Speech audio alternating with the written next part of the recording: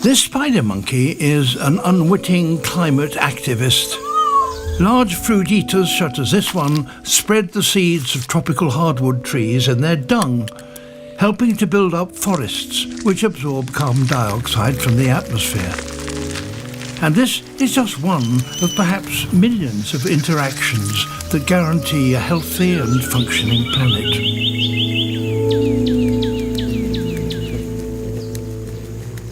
Humans have spent hundreds of years documenting life on Earth, and we now have a catalogue of around 1.6 million species. However, there may be 7 or 8 million more that we don't yet know about. We have a good idea of the large animals, such as mammals and birds, but there are doubtless even some of these that we've missed. And the smaller you go, the more species there are left to find.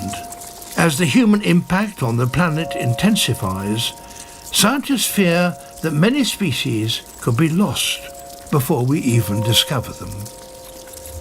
So why is it so important that we protect our planet's biodiversity? When we think of protecting wildlife, we tend to picture the superstars. But the organisms that do most of the hard work keeping our planet healthy are the unglamorous ones. This biodiversity provides us with the food we eat, from the microorganisms that enrich the soil where we grow our crops, to the pollinators who give us fruit and nuts, and the fish that are the main source of animal protein for around 1 billion people. Many of our medicines originate from plants and fungi, and many more may lie undiscovered in remote corners of the world. For instance, there's a fungus that grows on the fur of sloths that could help treat some forms of cancer. The natural world shelters and protects us too. Trees and shrubs protect our homes from flooding, and coral reefs and mangroves shield our coastlines from storm surges. And all that is not to mention the great spiritual and cultural value that nature holds for human beings the world over.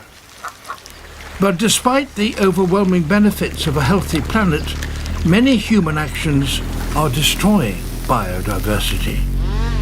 Changes to habitats for grazing, mining and crop production, including the use of harmful fertilizers, have had a huge impact on land and sea.